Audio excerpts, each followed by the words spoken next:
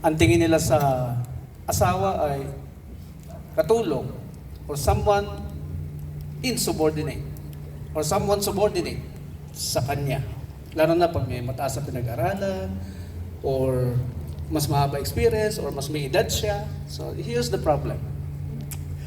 Bakit yung lalaki kinuha sa lupa pero yung babae sa tadyang ng lalaki, hindi sa lupa? Pinag-aralan ko mabuti, pinag-isipan ko yung mind of God kasi pwede naman niyang gawin sa lupa din yung babae pero hindi niya ginawa. Ibig sabihin pala ng Diyos, kapag nag-asawa ka, nag-desisyon ka, galing sa katawan mo yung desisyon na yun.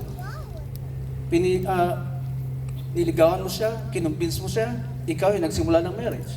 Sa'yo galing si Janelle, which means ikaw yung manager, which means ikaw yung kanyang source. At kapag ikaw yung kanyang source, ikaw din yung mag-supply ng kanyang needs. I-search nyo, Dr. Miles Monroe, every woman is a man's baby. Baby mo yan. At dito mo malalaman kung paano magmahal ang tama sa babae. Since baby mo yan, dinesisyonan mo, galing sa katawan mo yan, lumabas sa'yo, eto ang mga pangangailangan niya. Alam ko sa mga lalaki, bihira nakakalam kung paano magmahal ng babae. Yung tamang pagmamahal sa babae na ine-expect nila sa bawat lalaki, ganito po yun. Isipin nyo na lang na yung asawa nyo ay baby. Kung paano natin i-treat ang baby, ganun din ang expectation ng bawat babae sa kanyang husband. Paano ba yun? Ang baby, hindi natin pinapayagang umiyak. Ang baby, hindi natin pinapayagang magutom. Ang baby, hindi natin hinahayaang madapa o masakta. And so on and so forth. Iniingatan natin madapuan ng lamok or whatever. In other words, Mark, bawal siyang gutumin. Bawal siyang masaktan. Bawal siyang umiyak. Kaya dapat laging busog yan. Kailangan lagi yung tumatawa. Diba? Tuwan-tuwa ang bata pag pinapatawa natin eh. Kaya napakahalaga sa lalaki yung maganda ang sense of humor. Gusto-gusto ng mga babae yun pag napapatawa niyo sila. Because they are your baby. Yun ang reason. Naintindihan mo na, Mark? Very simple. Paano magmahal ng asawa? Ituring mo siyang parang baby. Kaya nga habang tumatanda kayong dalawa, ang tawag sa husband, nagiging daddy. Daddy. Yun ang nararamdam nyo naturally. Hindi nyo invento, hindi nyo control, it is there. That's how the setup was designed by God. Daddy. At yung daddy naman, ang tingin niya lagi sa asawa niyang babae, baby. Baby. It comes naturally. Okay?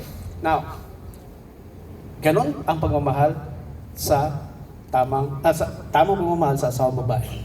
Now, paano naman mahalin ang lalaki? Punta naman ako sa inyo. Sabi ni Pastor kanina, respect and honor your husband. Pag sinabing respeto, malalim na usapan ito. Pag sinabing respeto, tingnan natin isa-isa. Bawal sermonan. Respeto yun. Bawal sabihin sa kanya kung anong gagawin. Reminder lang. Pero hindi yung nagdo-dominate ka. Ayaw nila na dino-dominate sila.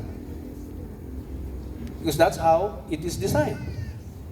Subukan mo kung magustuhan nila pag pinapatakbo niyo buhay nila. Magugustuhan niyo patakbuhin ng babae buhay niyo? Sooner or later, magmamalfunction ang relationship because it is not how God designed it, the marriage. Bawal mag-shopping na hindi niya alam, kahit pa sarili niyong pera. Bakit? Magugulat kayo pag nag-asawa yung lalaki, biglang nagiging organized. Biglang nagiging matipid. Why? Because it is there naturally. Nandun yung looking forward to the day na daming gastusin.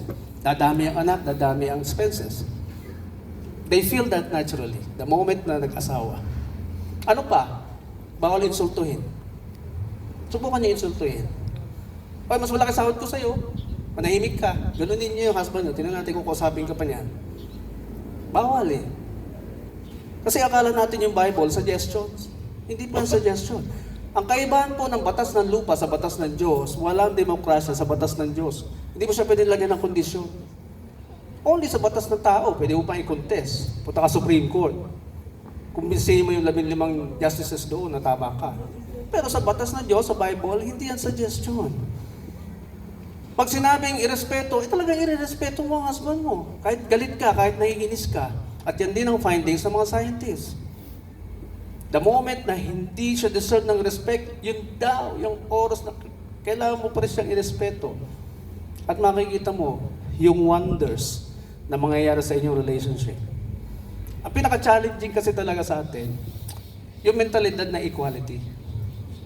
Pero I want you to know, ang equality hindi dinadala sa marriage. Only in the corporate world. Sige nga, patunayan mo nga, Father. Genesis chapter 1, pantay ang male and female, pareho binigyan ng karapatan to survive in this world. Economically. Kahit di mag-asawa yan, the woman will survive. Yayaman yan kahit di mag-asawa. Pero dumating ang chapter 2, bigla sila nag-asawa. At dahil alam na Diyos ang mangyayari, inayos niya yung organizational setup ng dalawang ito. Ito ang epekto ngayon. Pag nag-asawa ka, sabi niya sa lalaki, susumpa ko ang lupa. Lahat ng kakainin nyo, pagpapawisan mo. Bakit? Kasi doon sa Garden of Eden, pipitas lang busog na Hindi nila kailangan magtrabaho doon Hayahayang buhay sa Garden of Eden. The same thing, we have responsible parents sa bahay. Pagising natin, may pagkain na, may almusal, may tanghalian. Pero the moment you declared independence sa iyong magulang, hindi ka na pakakainin ng magulang mo. Sumuway ka na Nag-asawa ka na So, pinalaya sila sa garden. Kailangan nilang magtanim para makakain. Ano ang sabi niya sa babae? 4 na bagay. I will increase your pain in childbirth. Genesis chapter 3, verse 16 or 19. I will increase your pain in childbirth. May increase, ibig sabihin, may dati ng pain. Dinagdagan pa. Science na lang makakapag-explain niya. Pangalawa, in pain, you will bring forth children. Talaga naman, ang daming side effects pag nagbubuntis ang babae. Pwede mo na interviewin yung mga nagbuntis before para expected mo na pwede mangyari sa iyo. Pangatlo, your desire will always be to your husband. Na naisin mo ang husband, lagi makita siya.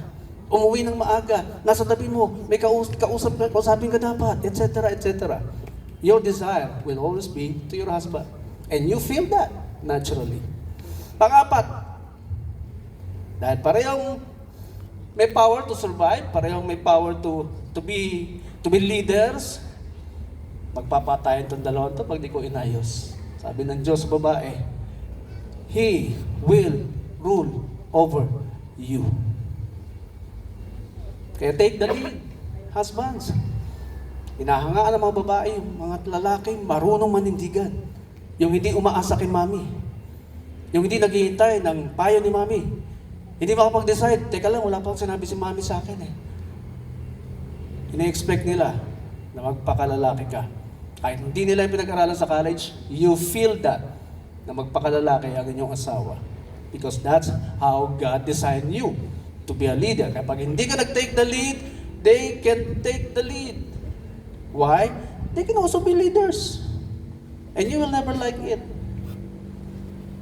So, gampanan niyo yung role na yan para hindi mag-function ang inyong marriage.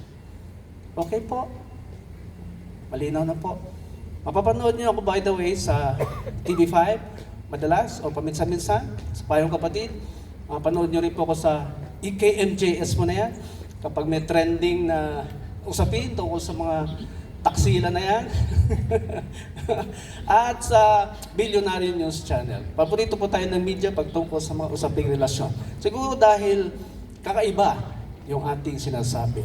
And I hope marami po kayo natutunan ngayon sa pag-attend nyo sa wedding nito. Meron na po kaming lambing. Pwede po ako maglambing sa inyo. Meron po kaming foundation na tinayo. Palad ng Diyos Foundation. Ito po ay isang charity organization ng aming opisina kung saan pinupuntahan namin lahat ng mahihirap na lugar. Poor community, nagpapa-feeding program kami at nagsiseminar kami sa mga parents so they can release functional children in the society.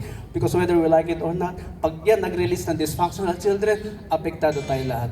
So to reduce poverty also, we also do seminars sa mga bata how to discover the image of God given to them para hindi sila mag-stay as street dwellers din.